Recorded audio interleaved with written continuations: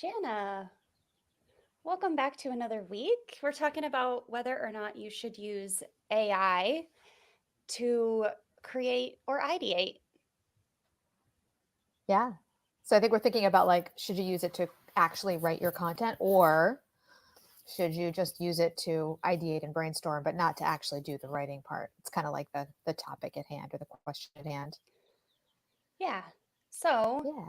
we have some thoughts, obviously, and Always. we're gonna we're gonna let you know what our thoughts are. Yeah. That's the point. Before we talk about our thoughts, I wanted to ask you about your new tool, your new AI bot that you told me a little bit about, but I don't know a whole lot about yet. Yeah. So maybe you can just like use this opportunity to tell me and everybody about this new tool that you have coming out. Yeah. So I had a pin bot made. I call it the pin bot because it was primarily built for Pinterest first and content marketing second. So the whole bot was custom designed with all of my pretty much like a whole year of ChatGPT prompts that I custom wrote, tested, and then, vetted and put out to my community. So if you've downloaded any of my free ChatGPT prompts or my paid ChatGPT prompts, they're all built into this bot. And it's a place where you can go. And I've custom, the person that built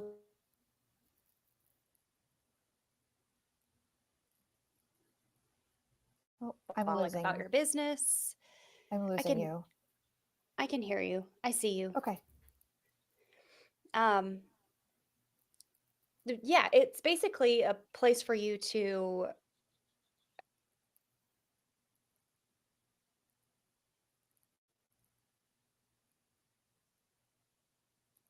so you about your business and your offers, and then we yeah, we'll be able to use it for Pinterest titles, pin descriptions, board titles, board descriptions, um, ideating around content outlines for blogs, YouTube videos, podcast episodes. Yep. I missed the part. I don't know if it's my internet or if there's something going on with Riverside, which we're working on right now. We're trying out. I But I know. missed the part about what you input, what you give the bot in order to have it help you. Sorry. Can you repeat that part again? I didn't say that part, so that's actually Oh, good. you said So, something about, I heard you say something about your business and your offers. oh yeah, so you tell it what you want it to do. So you'll say something like, I want to write Pinterest board descriptions. That's the most common way I've been using it lately. And it's going to ask you back what, like, tell me about your business. What kind of people do you target? Who's in your audience? What offers do you Mhm. have? So it And asks then, specific questions, specific prompts. It's not just tell me about your business because that would be like head scratcher. It'd be like, what do you need to know? yeah, It gives you exactly what you need to know, what it needs to know. yeah. Okay. And then you answer that back, and then you basically have a conversation with this bot based on how we Right. designed it. Yeah. It's super cool. I tried it the other day, just a couple of times. And I love the way instead of me just having to come up with like, okay, what can I use this for? And what does it need in order to give me back what I need? It's actually prompting me along. So it's like when you first start using it, it's built into ChatGPT, which is so cool. So it's right in the same place where any of my other ChatGPT conversations are. And it Hmm. basically like gives you a bunch of suggestions about things you could ask the bot to do that the bot is trained by you and the person who helped you build it to do. So it's like basically it's saying like, hey, ChatGPT, like I can do all these things for you that you might need. And of course, Yeah. because it's your bot, it's things that have to do with Pinterest and content marketing and online marketing, Mhm. mostly when it comes to like what kinds of content we need, right? So Yeah. yeah, it was really good. It was really cool. It was like an extra, almost like ChatGPT, but like on, I don't want to say on steroids, but like without all the guesswork, without having to figure out what can I ask this thing to do, what do I need to tell it in order to do that for me. I liked it a lot. It was really good. Yeah. Well, that's part of how we designed it. I don't want people to have to guess around how to use the thing. So there's Right. four preliminary prompts like built into it. And there's like 8 behind the scenes. There's 8 or 10 of them behind the scenes, and they're all actually in the documentation for the bot when you get it. Yep. And then I'm working on documentation in video format for it, for user case like examples, so you can kind of see it in action. But Yep. basically, if you want to generate any ideas or content for your website, your podcast, your YouTube channel, if you want to repurpose content, if you want to take existing content and make new pins for it, generate board titles, descriptions, Pinterest bios, things like that, even do Mm-hmm. some preliminary kind of keyword ideating. Mm-hmm. So you can take those to Pinterest and plug them in. It can do all of the above. Cool. Very good. So if anyone's listening live or later on in the replay and they're thinking, oh, how can I get my hands on this thing? Is it available yet? And where do people go?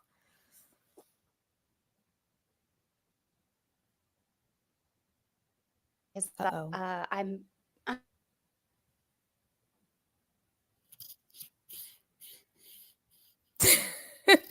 you want Uh-oh. if you want it, you have to you have to join the membership. Okay, so it's inside your membership.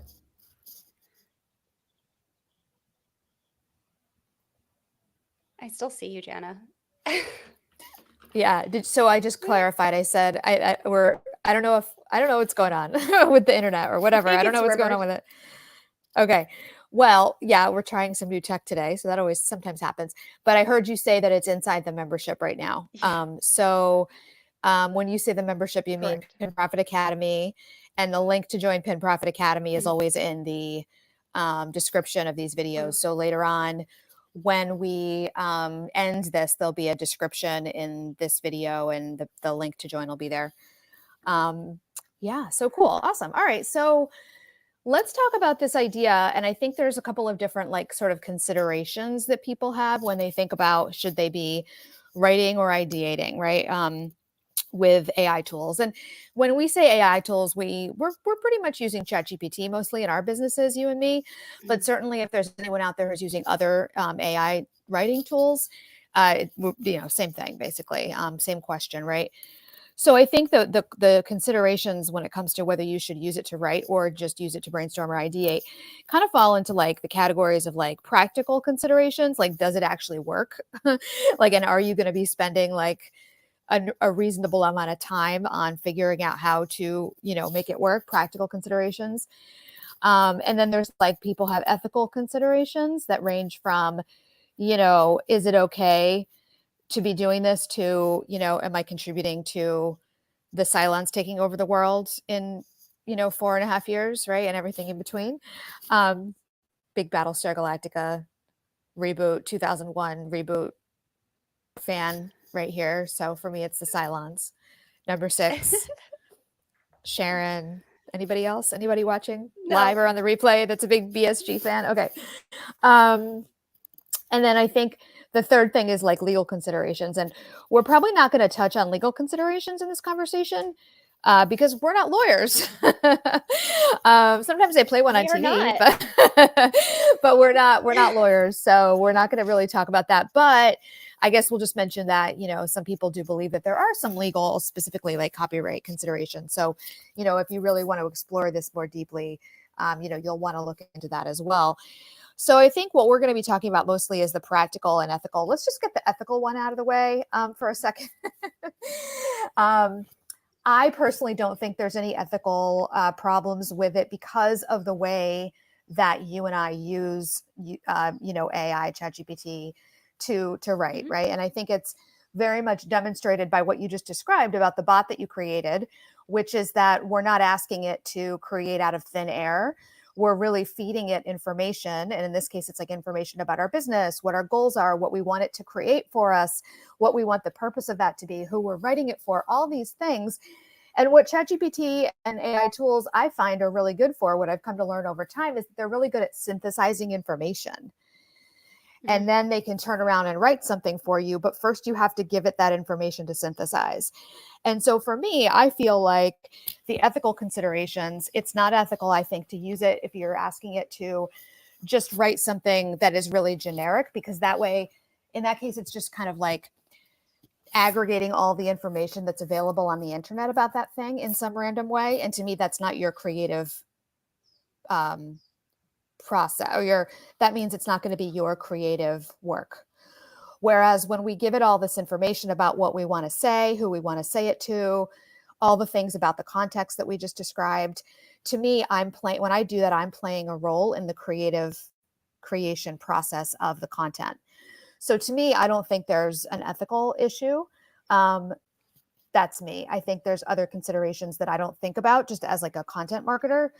I'm definitely not talking about like art or anything like that, because the visual piece I'm still very confused about in terms of creating, AI with like AI visuals, like art, that part kind of, I'm not educated on that. But when it comes to writing content for your business, marketing content, if you do it the way we do it, I don't think it's an unethical thing to do.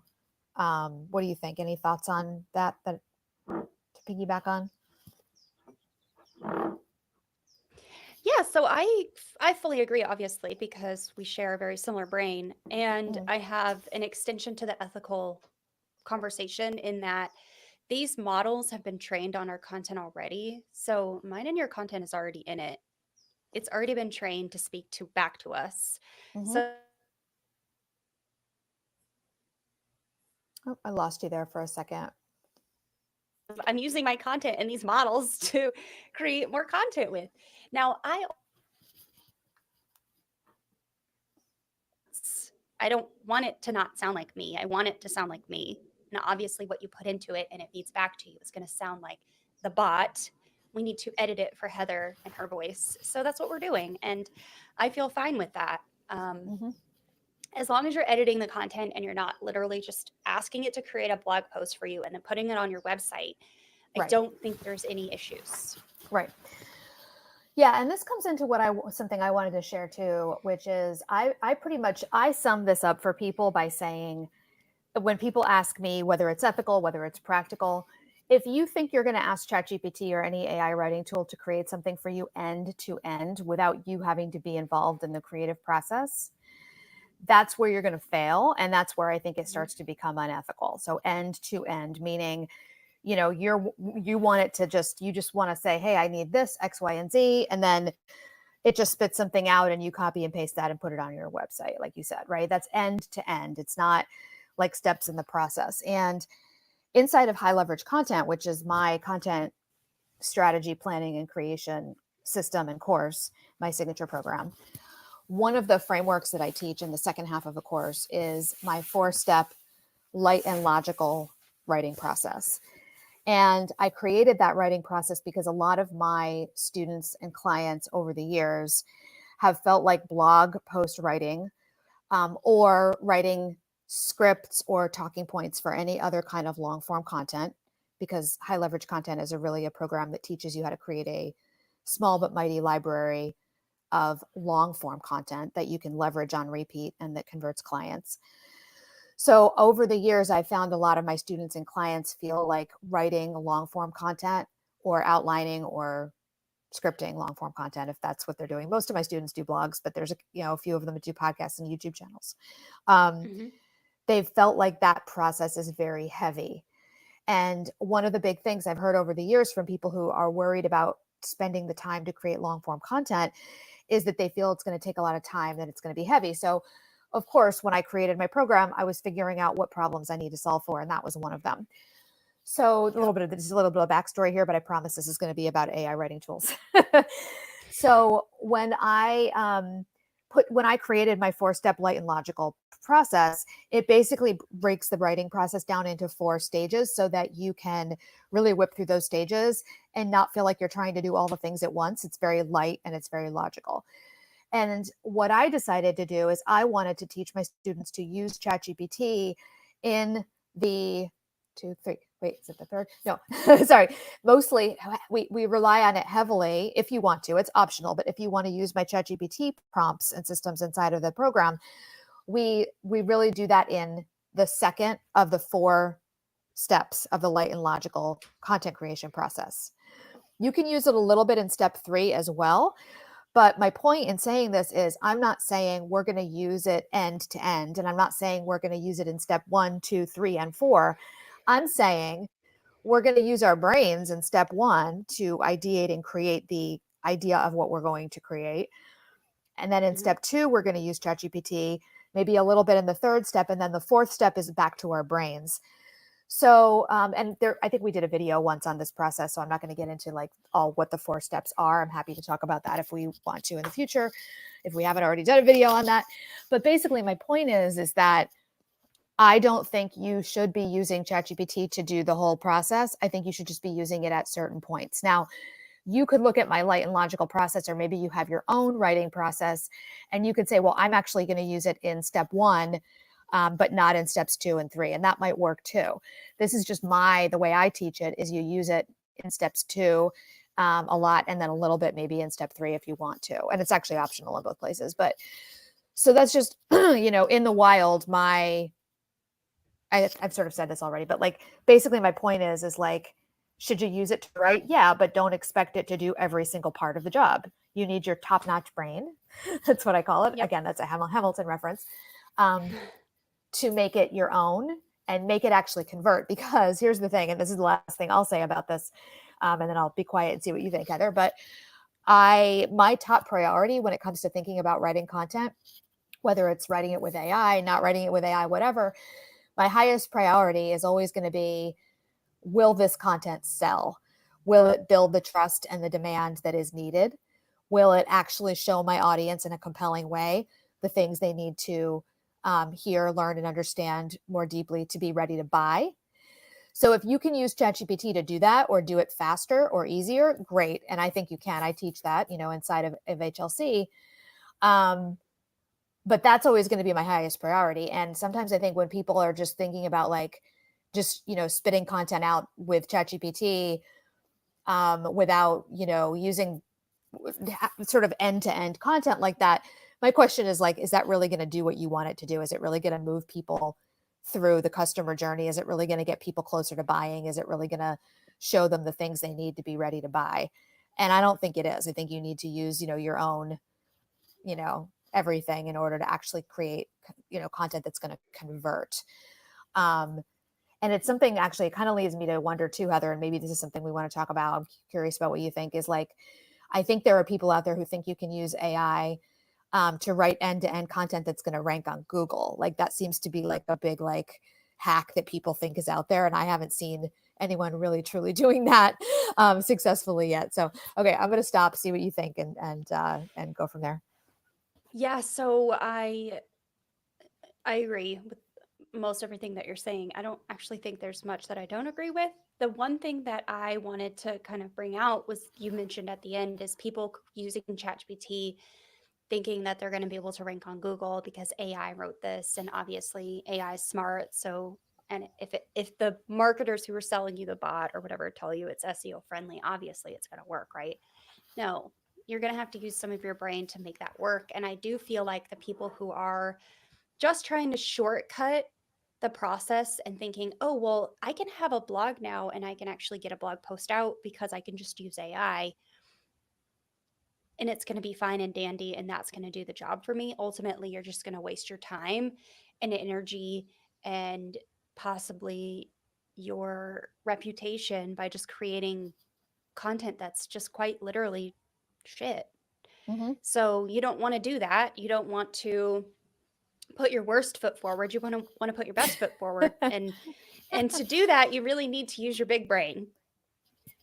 And AI is smart and it can definitely help you and it can speed up the process and shortcut the process. I have a training inside my membership in Profit Academy where we talk about using one of my new favorite tools, which I published a video on about last week called Rank IQ with First Draft AI, which is an AI blog writing tool that was created by the guy that I learned SEO from, which there's also a review for that video on this or that course on this channel. And I really like that AI writing tool. I use it for clients a lot, and clients have consented to me using this. And we're not Mm-hmm. publishing Right. even the second draft that comes out of First Draft AI on their websites. We're publishing the third draft. So the first draft comes out of the tool. The second draft is edited by me. The third draft is edited by them. And Mm. then I even edit it one more time. I run it through Rank IQ one more time just to make sure everything, all the T's are crossed and the I's are dotted.